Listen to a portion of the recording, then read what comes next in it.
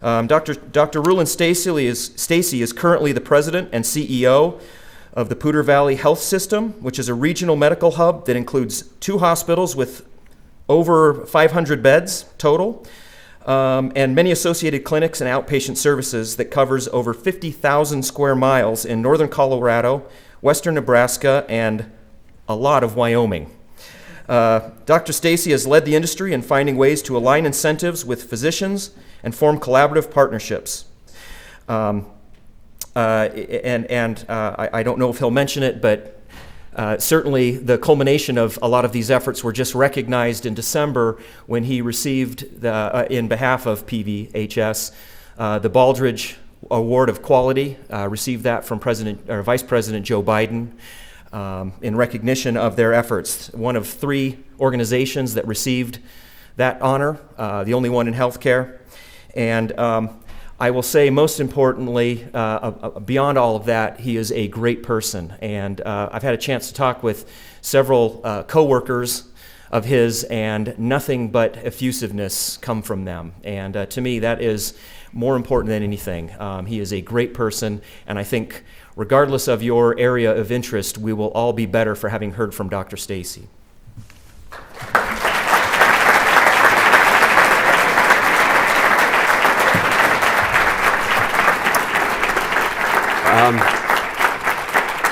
Thank you, David. That was, wow. I want to know that guy. I appreciate that. You start thinking some of those things, and then literally 10 minutes before this started, I got a text from my big sister, who's sitting on the front row right over there. And it said, "So some of us are coming to listen to you, but we don't want you to think it's because you're smarter than us." So it's none of this ever goes to my head because I've got my big sister there to watch out for me.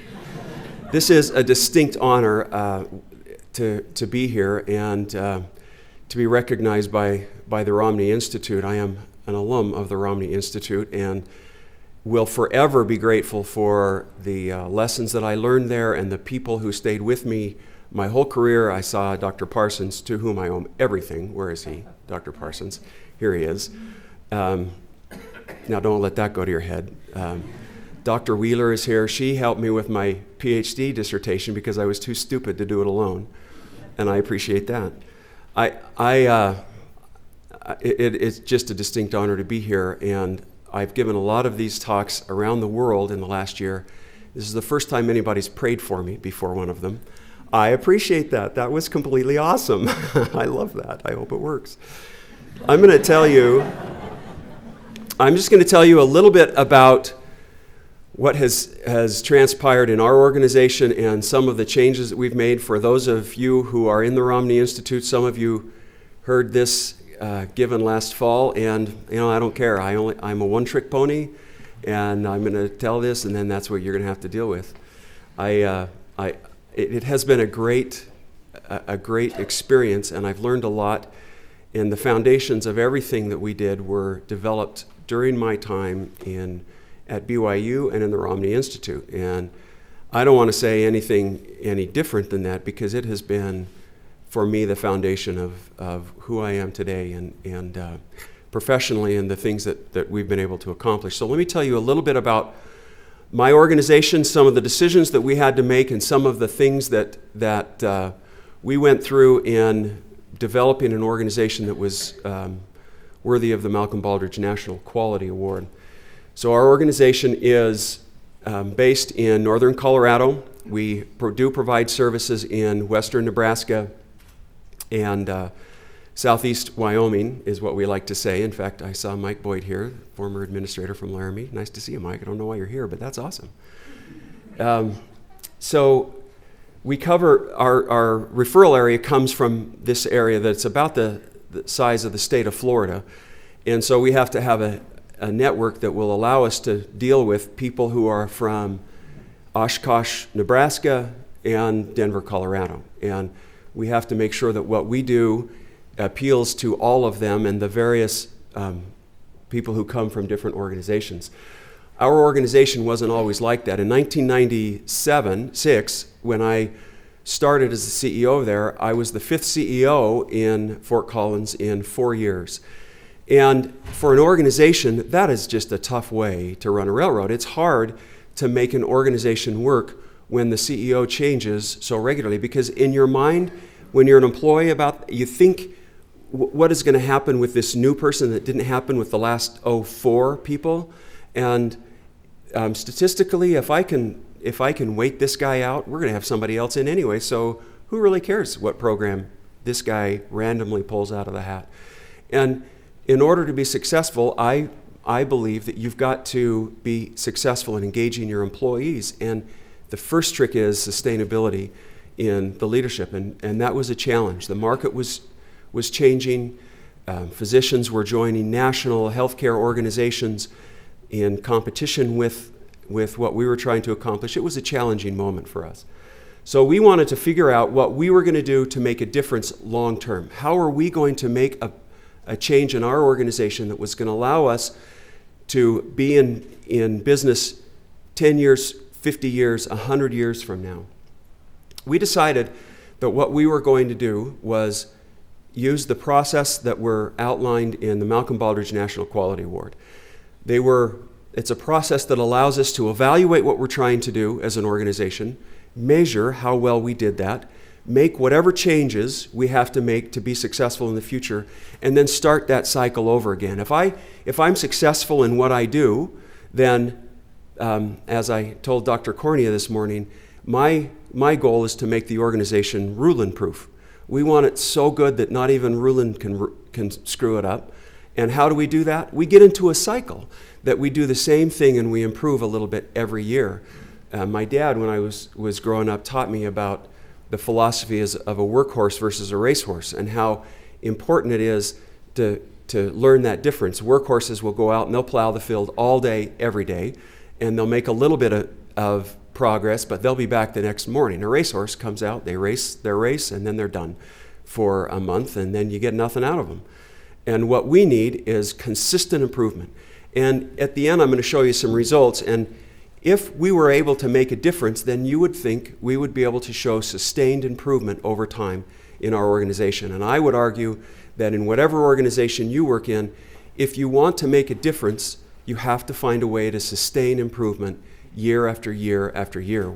We're not so concerned about the slope, how quickly we get to a place. We just want to get better every single year. So our goal as an organization was we're going to provide world-class healthcare. Our board met and said we're going to differentiate ourselves, and we are going to be an organization that is recognized and distinguished for providing world-class healthcare. And when I announced that to the employees, they literally all laughed at me. They thought, well, yeah, we're like Poudre Valley Hospital in Fort Collins. Who cares? And I said, you guys, I'm not kidding. This is serious. We are serious. We're going to make this world-class healthcare. People are going to know who we are and what it is that we do. And we're going to do it by making a commitment right now as an organization to provide world-class healthcare. And everything we do is going to be focused on the vision of this organization. So first thing we had to do is define what world-class healthcare is. If you set a goal in your life, if you can't measure it and you don't know when you've achieved it, you have set nothing. And for us to say we want to provide world-class healthcare and we don't know what world-class healthcare is, then we've done nothing. And so for us, it means that we're going to perform in the top 10% of available national database. And we're going to be able to distinguish ourselves. We were looking, for those of you in the healthcare industry, and those of you who heard me talk in Midway will remember this too. We used to compare ourselves against what was called the Maryland Indicator Project, which was Maryland Hospital Association would publish data and quality data, and we would look at the average of that. And if we were at the average of the Maryland Indicator Project or above average, we thought that was great. And one day we said, why do we want to be above average? Why don't we want to perform with the best in the world? We're going to perform with the top 10 indicators in available national databases. That's what we think is world class. So we established a leadership system. This is the picture of our leadership system, and it starts with our values as an organization, which is important to us, and I think it's important to you. We want to make sure that we knew why we were in business and the things that were important to us, and before we do anything else, let's list what is important to us, the values that drive this organization. And later on, I'm going to tell you how we measure if we are successful at driving those values through our organization. Then we want to set up our vision and our mission. Our vision, provide world-class healthcare. That's why we exist. Everybody in that organization knows what it is that we do and why we come to work every day. We're not there to build buildings. We're not there to give people like me jobs. We are there to provide world-class healthcare, and every strategy that we use is designed to make that happen. So then we want to make sure that once we've set that direction and people know where we're going, that we communicate that direction with our organization and with our employees. And for us, that is our 6 strategic objectives. And if you've studied strategic planning, you've studied about the pillars of the organization or the guiding framework of your organization. For us, it was those 6 strategic objectives that were important to us.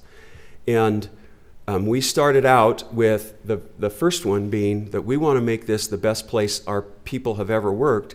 And the last one was we have to make money. In our organization, we are not in business to make money. We're in business to provide world-class healthcare. But we know we have to make money to stay in business, and it's a crucial thing for us. So when Dr. Hart was talking to you about getting 2 consecutive bond rating upgrades from Moody's in 2008 and 2009, for us, that's a really big deal. That's really important. In a market where you just can't get capital, to get 2 bond rating upgrades is important for us. And it's a necessary part of what we do. But it's not why we do what we do. And that's a crucial distinction for us and for our employees. So we set our 6 strategic objectives, the things that are going to guide us. And if we do those 6 things, we're going to be able to achieve the vision of our organization. And everybody's going to know what that vision is, provide world-class healthcare. That's what we're going to be able to do. So when we started to communicate our direction, we made a couple of decisions for our organization. First of all, we are going to engage our employees.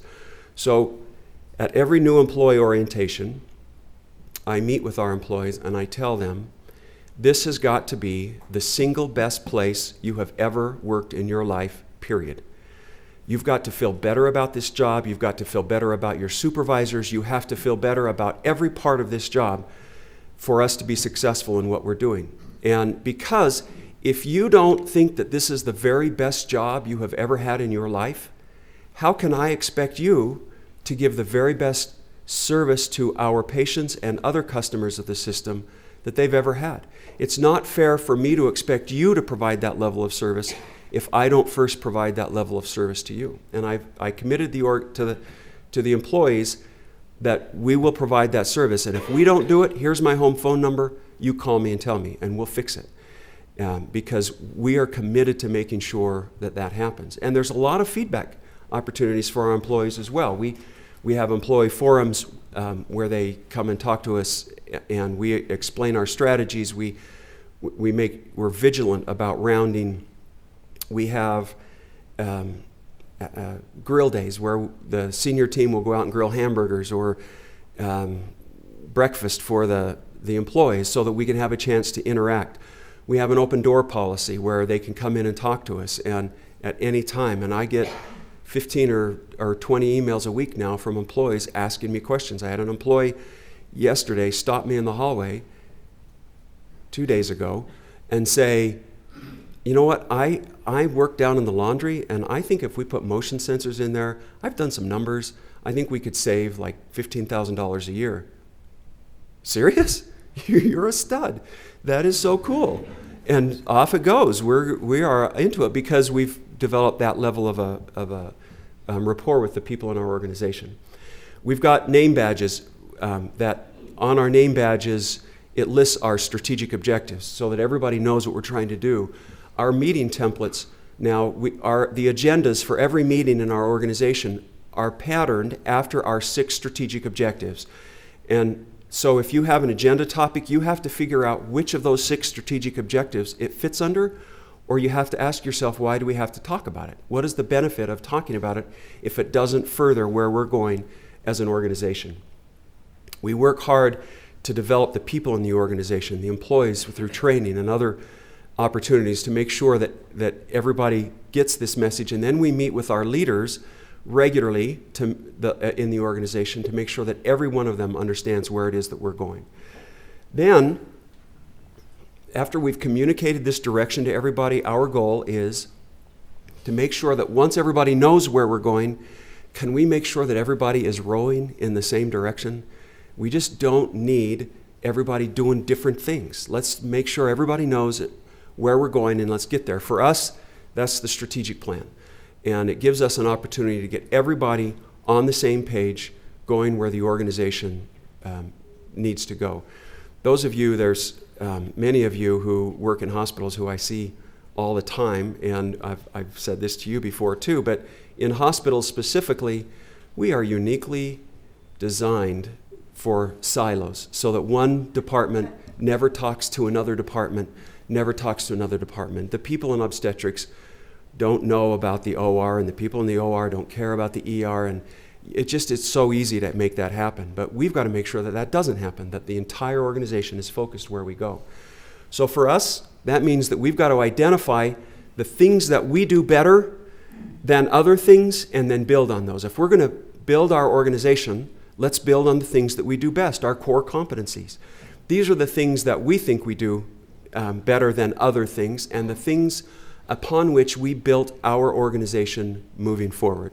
Partnering, innovation, we want to make sure that we're at the cutting edge as we go forward. We have to engage our workforce and have data to suggest that we do that better or as well or better than any other organization, healthcare organization in the country, and achieve financial stability so that we can have the sustainability that the organization needs going forward. It doesn't matter if we offer a great product if we go out of business. We've got to be sustainable. So let me talk a little bit about partnering and what we've been able to focus on. If you remember, when I talked a little bit about our physicians in the 1990s, we knew that if we didn't partner with them, they would go off somewhere else. The saying that I told the group I met with last fall that I really believe in is that if you are not at the table, you are on the menu. And I completely believe that. If you are not talking to people, they are going to eat you for lunch. And so the moral of that story, get at the table with everybody. And so we decided we're going to partner with the doctors in any way possible.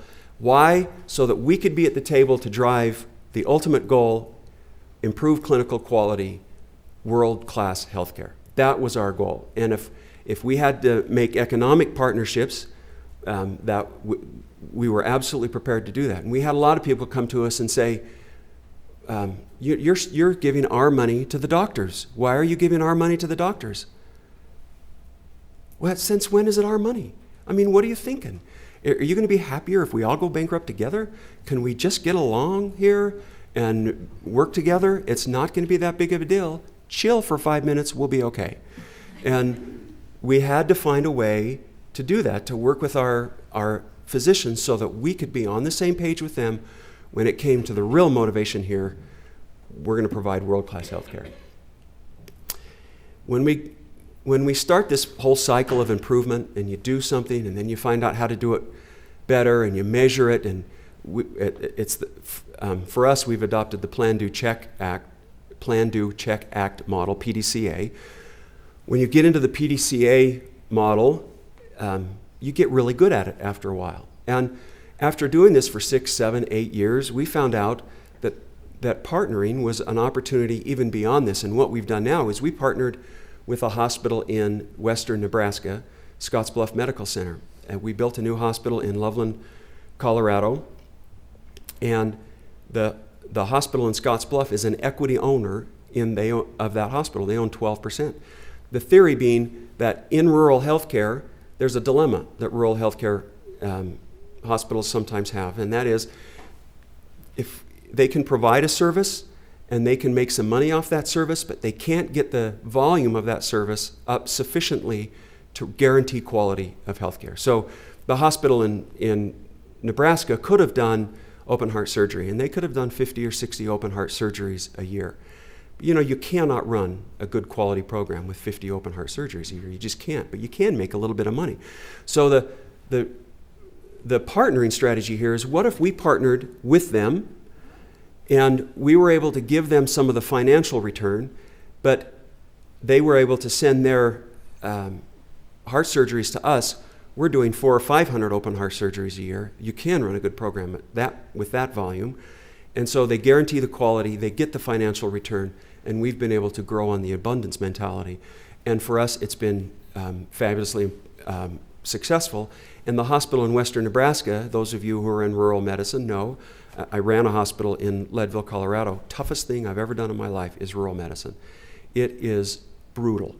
And for them to be getting a check every year for several $1 million as a support for their partnership is life-sustaining to that organization. So if we get everybody aligned with where we're trying to go, if we communicate our direction, which is provide world-class healthcare, we communicate that direction to everybody, and we get everybody rowing in the same direction, which is not that easy to do, but everybody's going in the same direction. How do we know if we're successful? Are we making any improvements at all? That comes through measurement. And if we're really serious about distinguishing our organization from other organizations, and how we measure that and the difference we make when we measure it. So for us, we've instituted a balanced scorecard. That gives us an opportunity to identify of all the measurements, and we measure hundreds of things, but of all the measurements, the things that we measure that are more important, that guide us toward the vision of the organization. And then we monitor those and show them to our board of directors every month. And these are just some of the things that we go over, and we've put the stoplight mentality on it because it's easy to read that. And I told the people up in Midway last month, whatever we talked, that on this balanced scorecard and any balanced scorecard I ever work with, red is always bad. Anything pertaining to the University of Utah is just horrible. And so I tell that to my team, that you can correlate right out of the gate that if it has anything to do with the University of Utah, it's a bad analogy. And the whole organization has picked up on that now. Then we want to make sure that we get every individual focused on where we're going. What happens if we have an organization and we establish the vision and we get the leaders on board and we know where we're going? What happens if every person is not engaged in that? What happens if some of the people think, I don't think he's serious? I mean, I've heard this yapping before, and how do I know that they are really committed to world-class healthcare? The physicians particularly. The physicians, I have to say this because I've got my brother and my brother-in-law here who are doctors, and so I'm sucking up right now. I don't really believe this. The physicians have been leading the way on this. They're waiting for us to show the commitment to patient care. This is not news to them, but they've had a lot of people talk. The question is, who will walk the walk? And so if they're waiting for us to identify exactly how committed we are to this is how we get everybody on board and show them that this is what we're doing. And we're not there to pull anybody's legs, that our goal is to provide world-class health care. It's the only reason we exist. So we make sure to get all of our employees engaged. We make sure to give each one of them individual focus, and you have to do that through a process. You can't just randomly hope to get 5,000 people engaged on one direction where you're going to go. So we've involved it in our performance review process. Every year we do a performance review process on our employees. We measure how often we are even a day late on our performance review process. And in the performance review, we've focused that now for each individual employee on the strategies of our organization. So when we evaluate our employees and when we write our position descriptions, it's based on our 6 strategic objectives. When we tell our employees what behaviors we expect, what we've done is we've taken our values and we've transferred those into behavior standards and said that if you live this standard, you will support this value. and we put that in our performance review so that we can simultaneously make sure that we give feedback to every employee on how well they're living the values and promoting the values, and how well they're supporting our 6 strategic objectives, because that's what gets us to world-class healthcare. And that's what makes a difference for our organization. So our performance review process is, I think, vigilant about monitoring exactly what it is we do as an organization and exactly how we get every employee involved. We have a reward and recognition program where we don't have a bonus system. We bonus through our reward and recognition program for people who support the strategic objectives above and beyond the call. And that's an opportunity for us to reward monetarily those people who support our strategies. We have a peer-to-peer coupon that is a part of the reward and recognition program that allows one employee to give a small $3 coupon to another employee because they did something that met their need or supported the customer service or supported the strategic objectives of the organization. And it's not a lot, it's just a tiny amount, but what we found is that it breaks down the barriers of the organization. You want to drive silos out of the organization, you get one department congratulating another department for meeting the strategic objectives of the organization. And pretty soon we found out that they took those coupons, they didn't even turn them in. They didn't even cash them out. They put them on the walls of their office, which, as I've said before, I love that, because then everybody thinks I'm totally awesome because I give out all this money and nobody cashes it in. So I don't even have to pay. So it's free advertising. Our optional performance plan designs an organization-wide bonus after our strategic objectives. We have a learn and lead program that we get all of the directors together, all of the supervisors, anybody who supervises anybody, we get them together to analyze how well we're meeting the needs of the organization and move forward. In our organization, we're committed to employees, and we're committed to driving employee turnover down. And that's how we measure if we're meeting the needs of our employees, is does our employee turnover go down? If they like you, they'll stay, right? So the way we do that is we have an internal culture survey where our employees evaluate their immediate supervisor.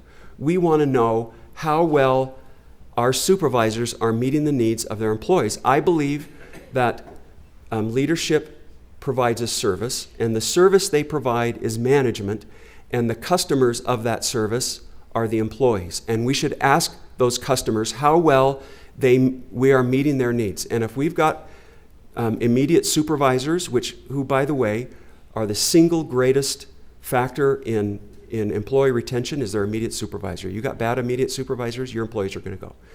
And if your immediate supervisors are managing over 10 people, they're still going to go. And so we're going to make sure that we get feedback to help our managers improve, and the learn and lead is when we do that. We get that feedback and we give them the opportunity to make that difference. And we use a number of other programs I won't go into now to make sure that we get every single employee engaged in what we're trying to do. My favorite story, again, that I've said before, is when President Kennedy, just after he said, we're going to put a man on the moon, goes to the Space Center, and in the Space Center he talks to a custodian, and he asks the custodian, what is it that you do around here? And the custodian says, I work every day of my life to put a man on the moon. Okay, now that is the right answer. That's what we want for people who are accounting in the Poudre Valley Health System. We want somebody to come up to them and say, what do you do around here? I work every day of my life to provide world-class health care, and I'm an accountant and I do it well.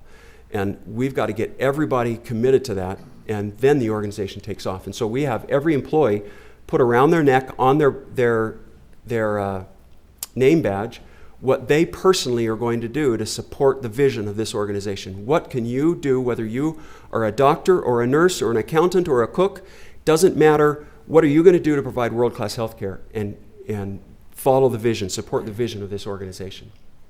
And then we evaluate and improve every year. We get feedback and try and make sure that we implement the things that make a difference in our organization.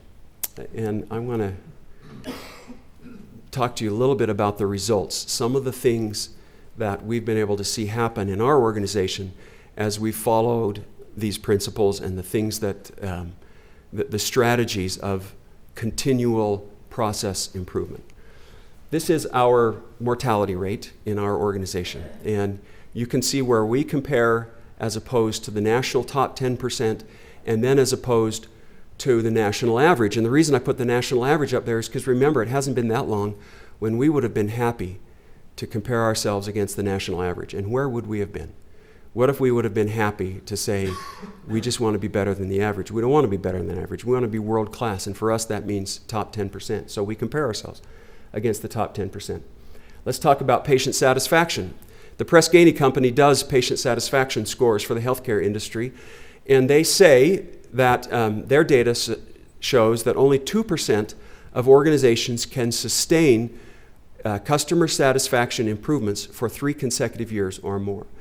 And here at the end of 2009, we were able to finish our 8th consecutive year of customer satisfaction. And you can see along here, this is every year one of the projects that we would put in place to try and improve patient satisfaction. And then we would measure to see if it made a difference, and then we would implement and make changes and implement a new program, a new process the next year. So every year you can see some of the things that we did, and you can see where the trend line is going. I don't actually even think you need Dr. Wheeler to tell you where that trend line is going. I think I could even do that. This is our customer satisfaction on the national database. Medicare now has a national database you can go to and pull up any hospital and compare their outcomes. This is our 2 organizations compared to the national top 10% and our nearest competitor with this publicly available data. So then the question is, are we growing as an organization? Are we making a difference? Are we meeting the needs of the people who we're trying to serve, and are they choosing to come to us? So this is, again, a pretty impressive, I think. I'm biased, but I get paid to be biased.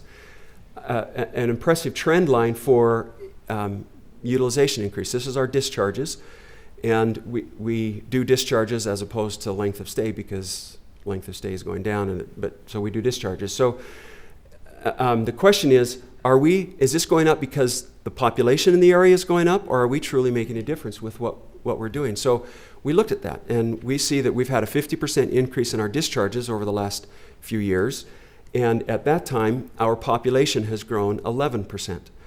At the same time, our nearest competitor, their discharges have grown 18%, and while their population has grown 39%. People are making a conscious decision to come to our organization. They're seeing the difference, and they're making a decision to come to us, and I think we're keeping people alive. I really do. I think there are people who are alive today who wouldn't have been because this organization made this kind of a commitment 10 years ago. So I talk a lot about employees, and that they're the most important part of our strategy. We've got to build a foundation with them. The question is, are we making a difference? Are they making a decision to stay here? So this will show you our employee turnover over the last 10 years. We were at 25% in the late 1990s. Fully a quarter of our employees would leave every year, and that makes it really tough to keep an organization going and to change a culture when the culture is new every year. So you can see where our employee turnover is going. This is the Colorado average here. This is the national top 10% right there, and the 2009 data aren't available just yet. You can see when we opened our new hospital, this is where the new hospital turnover went right there. When you open a new hospital and you put thousands of new people in a hospital, the turnover is higher. So we compared ourselves against other new hospitals in the region just to make sure that we were exceeding the expectations, and we were. And this is our other major hospital here. We manage a lot of hospitals in eastern Colorado that aren't included in that. So our goal was to be in the top 10% and to make sure that our employees felt like this was the best place that they had ever worked. And I like working in a place where the employees like working. I mean, they're like my family. I'm biased toward them, and I want them to be happy. And I love that they're happy, and I love that they come to work because, it's just the darn right thing to do. And that by itself makes it worth it, to think that we've got 5,000 people who love where they work and they think that we're family. Our physician engagement score, we want to make sure that our physicians are absolutely engaged in what we do, because if they're not, we'll never get the goals that we have with our clinical outcomes. We just won't do that. And so we have to, and we measure how well we're meeting the needs of our employees. We work with the elected medical staff leadership, and we create action plans on what we're going to do. Just like we do our supervisors. I talked to you earlier. We rate, every employee rates their supervisor, and every supervisor in the organization, including the CEO, creates an action plan on what we're going to do for the next 6 months to better meet the needs of our employees. And we can show you action plans for every supervisor in our organization about what their goals are to better meet the needs of their employees over the next few years. We want to make sure that in this healthcare market that we provide value to our customers. And so this compares the prices that we charge with the prices that our nearest competitor charges with the people in Denver, who are clearly cutthroat. It's just not even right. I assume that people in Salt Lake are cutthroat too. I don't know. Steve's not answering. What's he going to say? Really? Yeah, I know. You should hear what he says at dinner at night. I'm kidding. So our board takes great pride in the fact that they're able to offer this level of quality outcome at the lowest cost in the region. And if you've been paying any attention to where the whole healthcare debate is going, high quality and low cost is kind of the holy grail of healthcare. And that's where we're going with this organization and some of the things we've been able to distinguish. And we also measure our give back to the community. Dean Corney and I were talking today about nonprofit organizations and the reason that we're nonprofit. And we think we have an obligation to give back, and our board measures that. And they compare total dollar figures. I didn't put the actual dollar over here because I don't know you well enough to trust you with that data. I have where we are as a percentage, and then where we compare ourselves. The only place we can get good data for this is with VHA Mountain States region. And so we compare ourselves with them, and these are some of the things that we do to give back to the local community. This process allowed us to manage the growth of this organization over time, and through a lot of it was a very dynamic era. And I can't tell you how honored I am to be here. I'm a BYU guy, and for BYU to recognize me, it is honestly the most distinct honor I've had in this whole process. But it's really not me. And it's this process that allowed people to stay on task on where we're going. And every time I say that, everybody says, "Oh, you're so humble and you're such a nice guy." And I'm not kidding. I had nothing to do with this. This is the people who set the path and stayed on the path, and it is now absolutely Rulon proof. These are some of our world-class results as our organization moves forward. Our goal was to do all of this. We set all of this work in place for one reason, if you'll remember. And that one reason was started at a board meeting in 1997. And that one reason is we're going to provide world-class healthcare. And everything else we set up was ancillary to this. Every strategy we set up, every leadership system we set up, every performance evaluation, everything we set up was to help us improve quality and provide world-class healthcare. And now, when I go to my employees, they're not laughing anymore. Nobody laughs about it. We can prove to you the outcomes that we deliver, and it's making a difference for the people who we serve. And it has been an extraordinary experience for me, and an honor to be here and tell you the story. And I wanted to end a little bit sooner so that we could have some time for any questions anybody might have. So, anybody have any questions about anything? Yes, sir. In this whole process, it's incredible what you've been able to accomplish. What were some of the difficulties to get to that point? What were some of the setbacks? So the question is, in this whole process, what were some of the setbacks? There's a lot of positive. That's a good question. The setbacks were when we started. The philosophy we're trying to engage here is that we want to meet the needs of our employees, and we're going to listen to them. We're going to treat them as customers, and we're going to make a difference in their lives.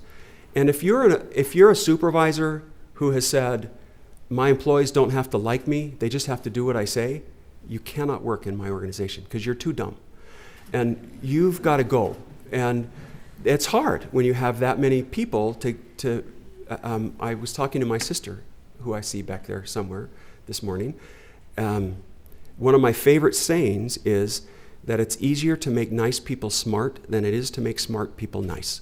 And you've got to work hard to make nice people smart. I don't think you can make smart people nice. If they're mean, they got to go. And it's hard.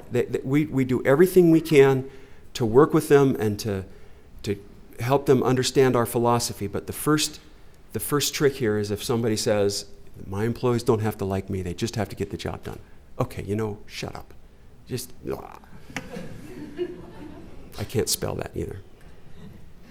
Any other questions? Yes, sir. Do you have system expansion plans? Do we? We do have system expansion plans. We're selling Intermountain. So that's going to come through next week. I know it's going to be great. We do. I believe healthcare reform, there's nobody in Washington right now. I am absolutely convinced there is nobody trying to figure out how to pay me more money for what we do. And so I think that reform in the future will smile on those who have broadened their geographic base, are able to integrate across many different lines with their physicians and with other different organizations to provide the payers with a unique opportunity to get their services at one place. And so we're working very hard and had an agonizing conversation this morning. I was late to meet with Dean Cornea this morning because I was having one of those agonizing conversations. Honestly, Daryl, there are physicians who are hard. You've just got to trust me. It's true. And we were having one of those this morning. But there's a lot of growth issues going, but we've got to expand. I think everybody's got to have that geographic expansion. Okay, one more. I don't know if you're allowed two, though. I'm just curious, the relationship you have with the rural hospitals, so you're returning revenue to them for the patient referrals they're sending to you? Okay, well, you got to be really careful how you say that. Yes. I don't really like how you said it.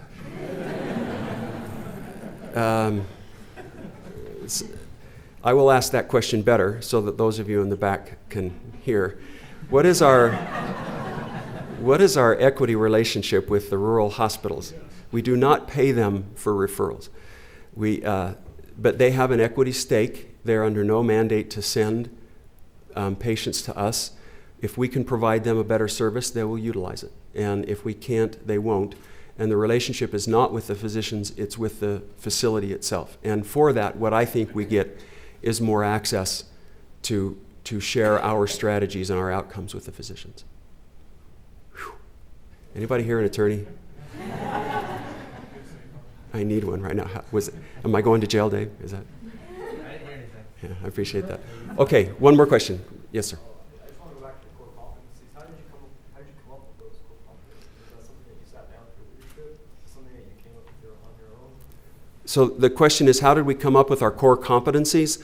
And we went through a huge process of evaluating our own outcomes, our own financial data, and reviewed every supervisor in the organization to make sure that we identified both intellectually and financially what we thought were the things that we did better than anything else. And we spent 6 months on it to make sure that we had our base set up strong so that when we started to build forward, we had a good, strong base. And yeah, we talked with all of our people on that.